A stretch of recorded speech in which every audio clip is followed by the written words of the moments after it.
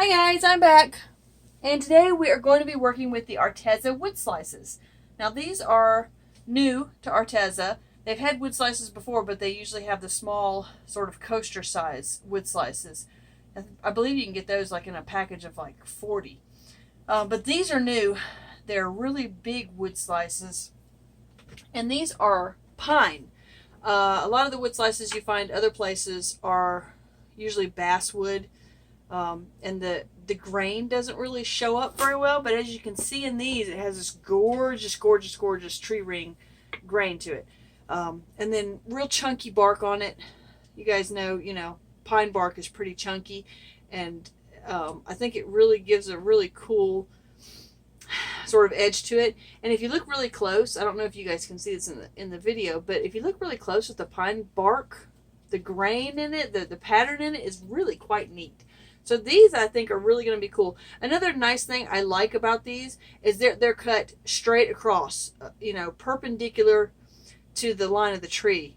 So you don't get that weird angle on both sides. So you get a nice solid ring of bark all the way around instead of just, on half of the wood slice. So I think that's really cool too. So like I said, these come in a box. The big ones come in a box of 8.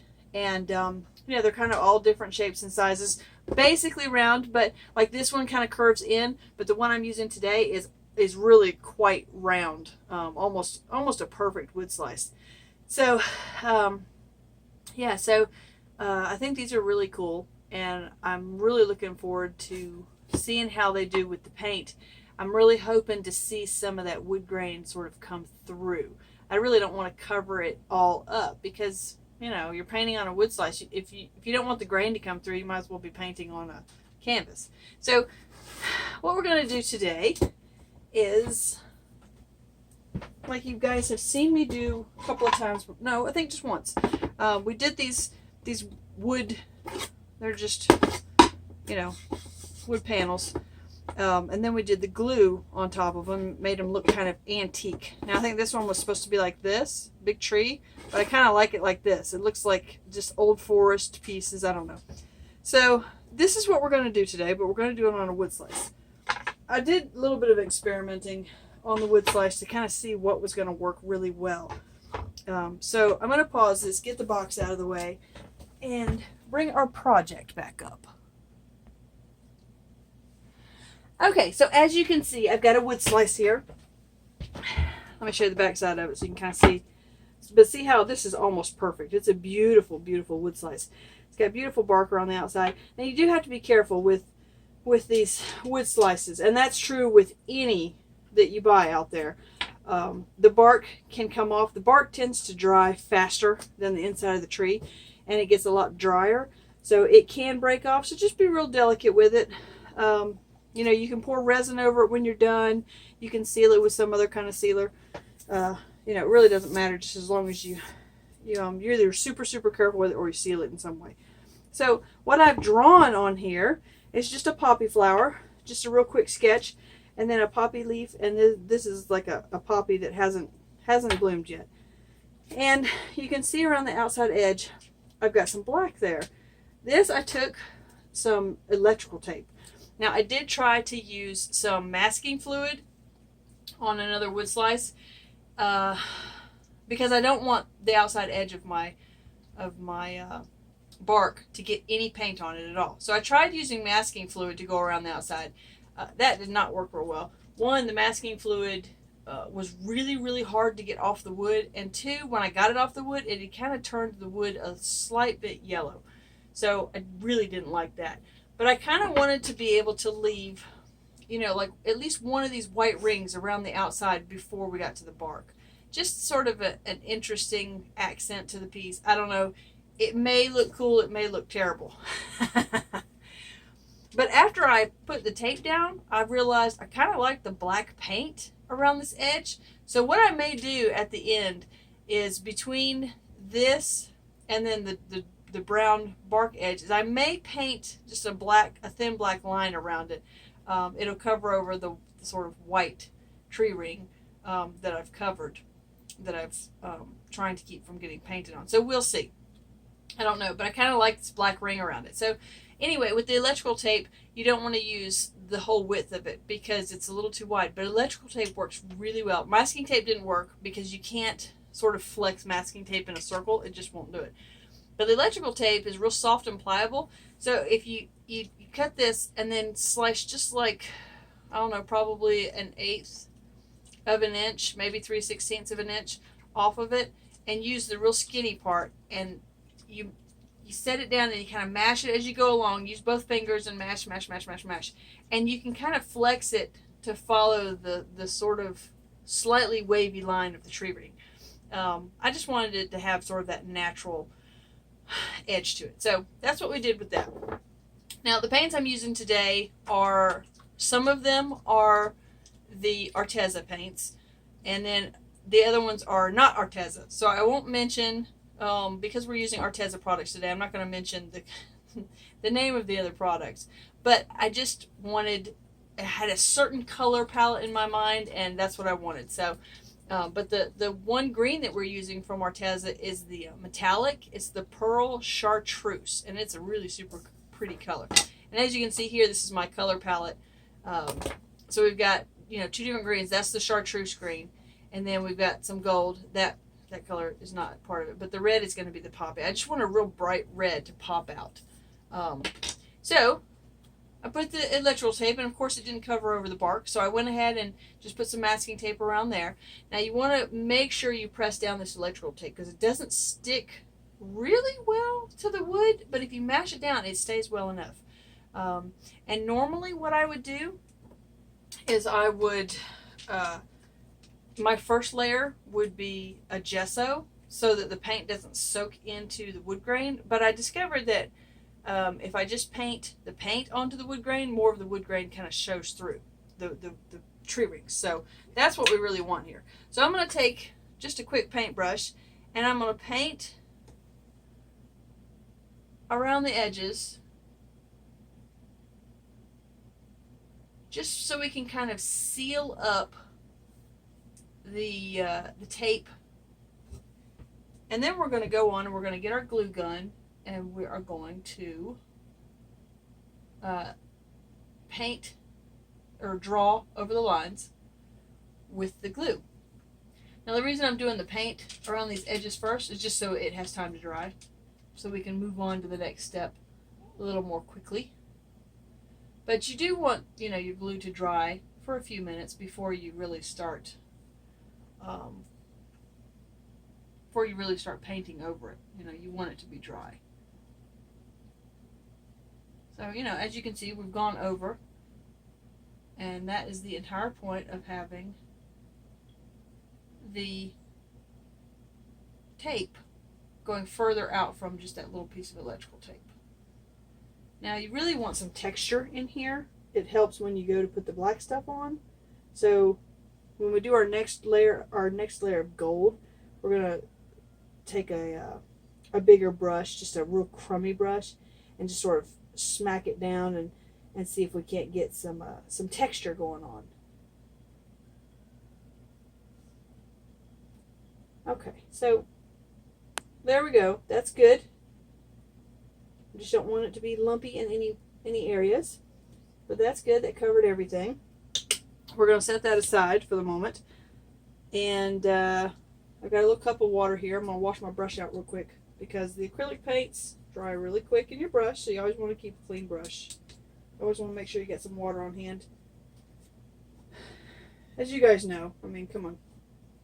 And I realize we're not doing a paint pour today, but you know, it's nice to have a little variety. And my glue gun is spilling glue all over the table, but that's okay. We're covered in plastic. So I've got my glue gun here. And we're just going to follow the lines as best as possible. It really doesn't have to be perfect.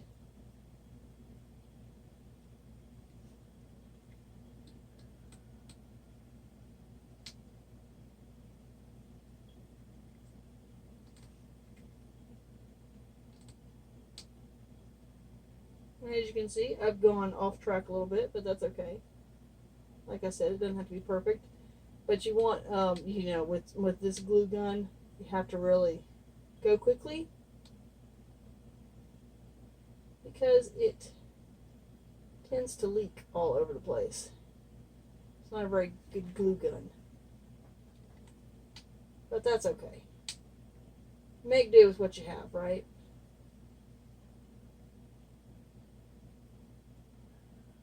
I really honestly don't know how these lines are going to turn out because they're kind of going all over the place.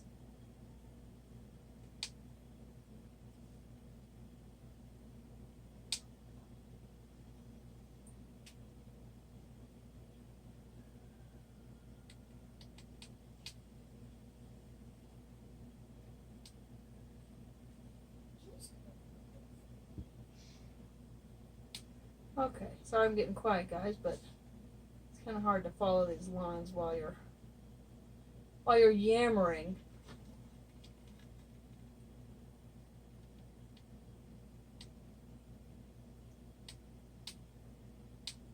And again, it doesn't have to be perfect. If you don't follow your lines perfectly, but no big deal.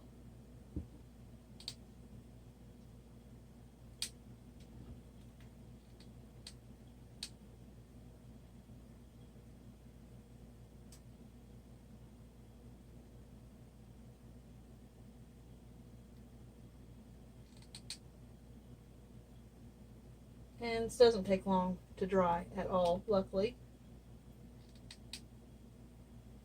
So in just a few minutes we'll be able to run our paintbrush over all of this and see what we've accomplished here. How bad our lines have turned out.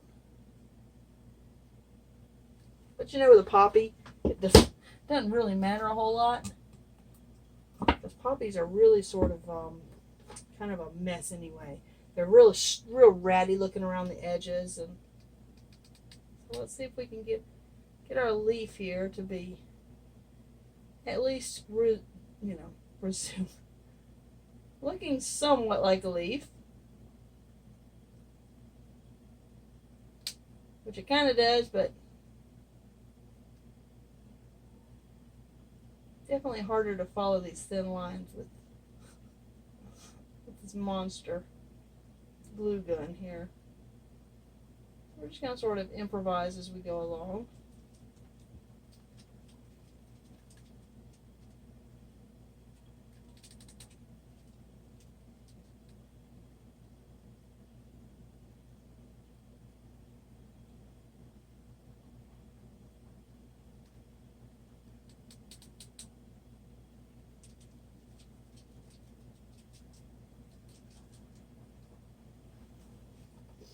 Alright, our last little bud here. We can try and get it into a bud shape at least.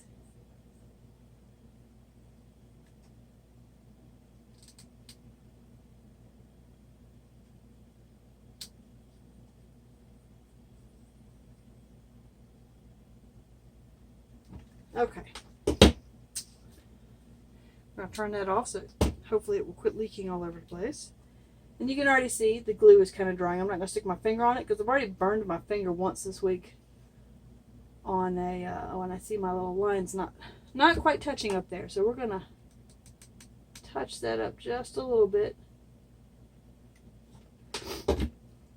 But yeah, I burned my finger earlier this week, but it was on hot glue, but it was on the lathe. I was trying to part off. There we go. I missed a line down there. I was trying to part off a bowl that I was working on that wasn't working out real well, and I had hot glued the wood to the faceplate, another block of wood on the faceplate, and as I was using the parting tool, the hot glue was heating up really hot, and it got all over the parting tool, and I grabbed the parting tool and burnt my finger and gave myself a good blister. So just be really super careful with your hot glue gun. Okay, so we've got that there. We're going to let that, you can already feel it's already, So right now I'm just working on getting some of these strings. Sometimes the strings add to your work of art. In this case, I don't think that they will. So we're just going to see what we can do to get them off real quick. And by that time, the glue should probably be mostly dry. The outside really is already. There we go.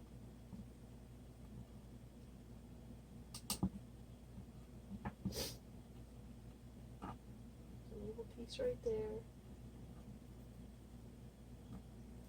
You know, when I did the tree, that these little stringies from the hot glue were, you know, worked well. They actually gave more sort of depth to the tree, but I don't like them in this.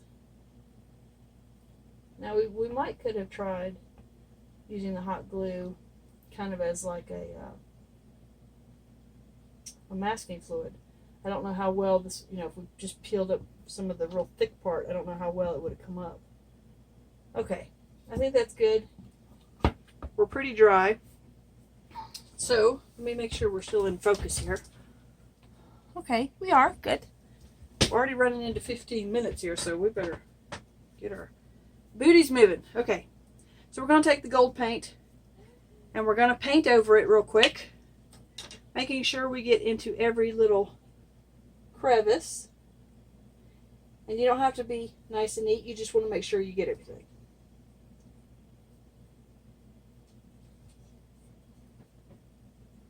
Now, that's one thing that the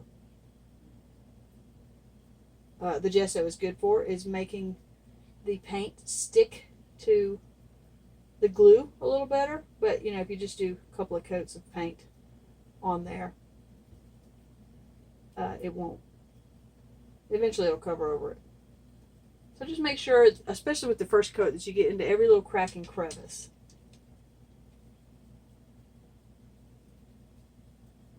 And hopefully we won't see those gray lines before too long underneath our poppy flower, because we don't want those. And if you see some more of those little glue lines at this point, you can still take like a toothpick and kind of dig them out.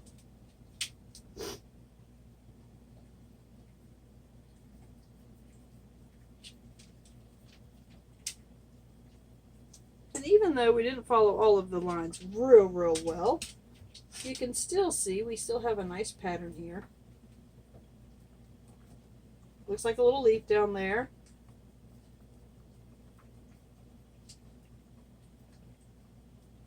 And we are going to be painting the green over the leaf and then the red over this. But I wanted to get a coat of gold down, just as a base coat, to make sure we get in all the crevices and everything. That way, if we missed, you know, any of the crevices with like the red paint or the green paint, then maybe the gold will show through a little bit.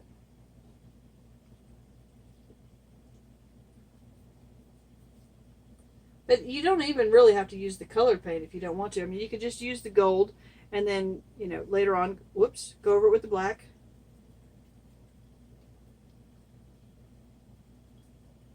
Okay, there we go. So, what I'm going to do is I'm going to pause the video.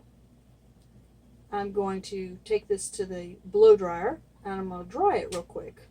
And then I'll probably come back and go ahead and do a second coat before I come back to the video. Just, you know, you guys don't need to really see a million coats of paint on there. Okay, so there we go. It's looking kind of pretty and shimmery so far, kind of neat. Okay, we'll be right back. Okay, so we've got the whole thing covered. It's dry. Now we're going to paint in the green leaf and the little red bud there and the poppy. And I'm going to try and kind of keep it, you know, from going outside the poppy. I really don't want it to go outside of the poppy, but we can always come back in with gold if we need to. So I'm kind of just painting gently around the outside edges.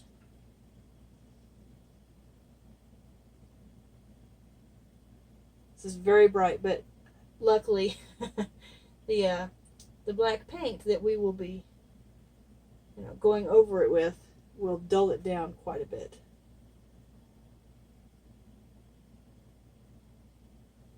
And like I said, we'll go back around the edge of the poppy with the gold real quick, just so that there's, you know, a nice neat edge around it, because I can see it's, unless you take a real fine paintbrush and get your face right in there, it's hard to get those edges without getting paint on the background there.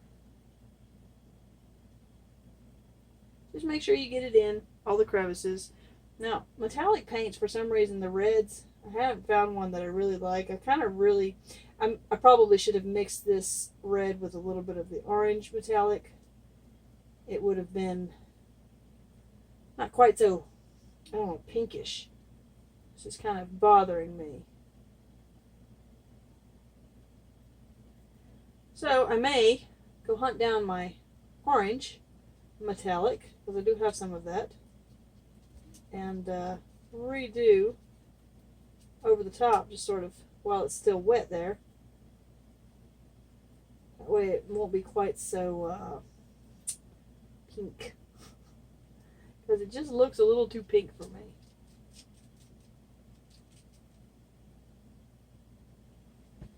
Okay, so you can kind of see what we're doing here. I'm going to pause it. I'm going to go find my orange and just sort of wash over that red, give it a little more depth of color maybe, and then do the green, and we'll be back. Okay, so as you can see, I have painted the flower, the poppy, and the leaf, and the stem, and the little bud there. And then I went back over and I kind of painted along the edges because, you know, kind of got paint everywhere. I went back over it with the gold and kind of, you know, I took a real rough brush, just a real crummy brush. These, you know, they're really super cheap brushes, and just sort of did this to give that sort of modeling effect. And it gives it a little bit of texture as well. If you really want a lot of texture, you really need to go over this first with your gesso, because you can put more texture in it with the gesso. It tends to stay raised when it dries, more so than the paint does. The paint kind of flattens out. So we've got some black wash here. I made it fairly thick. I think the first time I did this, it was really, really thin. It was too thin, and then I made it a little thicker. I think actually I have it a little thicker than I did the first time around. So I'm hoping it's going to work. And I just used the Arteza, just regular acrylic in the pouch, the Mars Black, and just mixed it with a little bit of water. So we're going to wash that over the entire surface, and it really doesn't matter what brush you use. Just something that's gonna cover everything. And hopefully it's gonna work out after all that painting and work. Like I said, I don't normally do the wash this dark, but hopefully it'll be okay. And just sort of brush it on there all over the place. Make sure you get it around the cracks and crevices real well.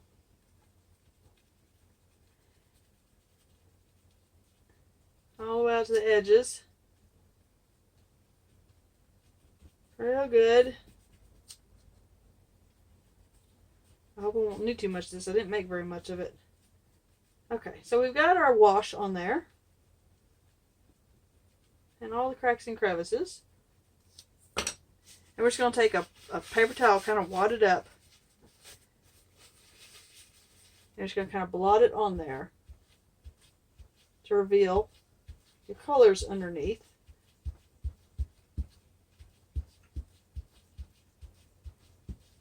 But you want to leave it where it kind of looks old and antique.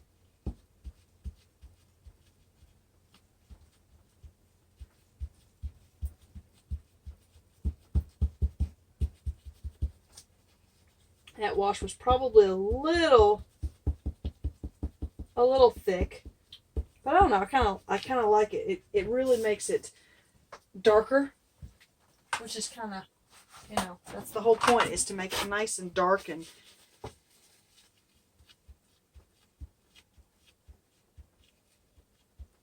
you can always kind of wash back over it if you take a little bit too much off.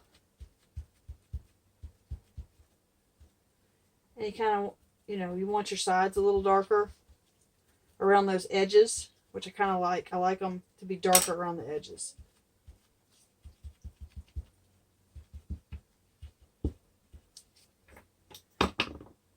But the whole point is to, you know, like I said, make it look real kind of antique-y.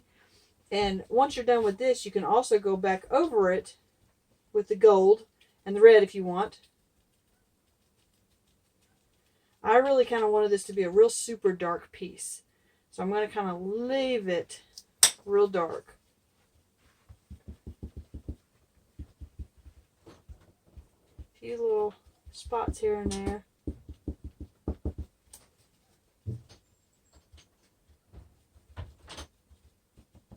And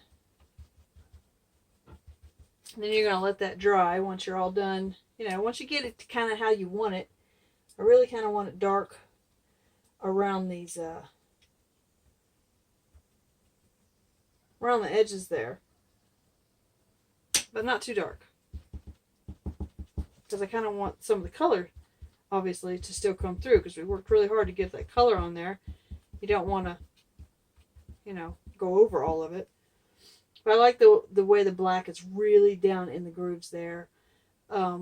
Also, to make it stand out a little bit more, you can take your little fine paintbrush here and you can kind of paint over like the raised up edges to kind of make it stand out more if you want to do that. I'm trying to decide whether I want to do any more to this or not. But I don't know. I kind of like I said, really super dark. I think maybe we might take a little bit of the gold and kind of go back over just a little bit of it. Maybe leave that black on there and see what how that's going to affect it. Just kind of model it in there. I don't know. Don't really. Not sure I like that. I think I kind of want to just leave it real dark. So let's go back.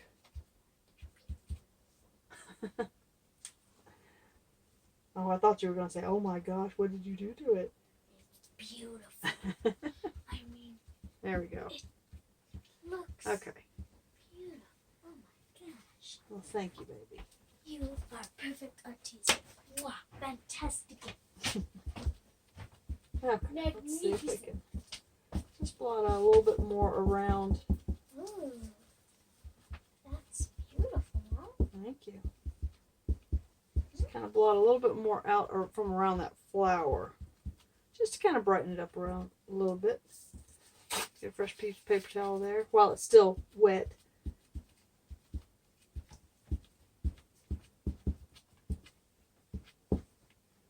I think we're going to leave it nice and dark. I kind of like it nice and dark. There we go. Okay, so let's pause that. And I'm going to go dry this real quick with my hair dryer. Then we'll bring it back and take the tape off. Okay, so everything's nice and dry. So let's just dive right in. We'll peel the paint off, peel the tape off, and see what we've got left.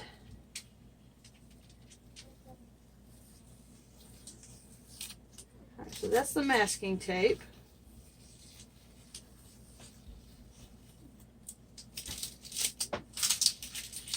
So now let's peel off our, and keep our fingers crossed here. Peel it off slowly, because you do have a few layers of paint there.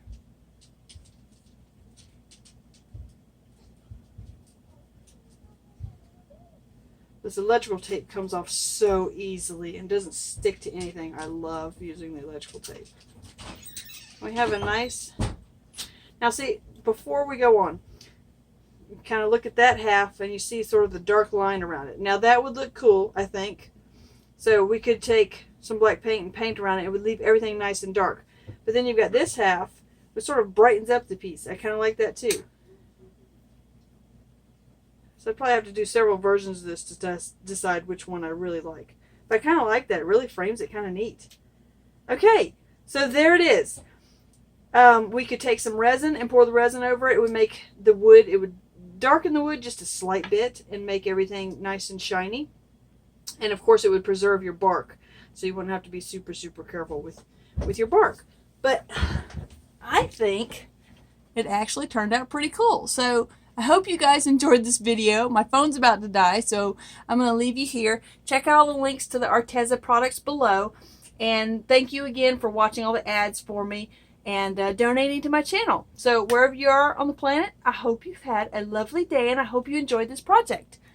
See you later. Bye.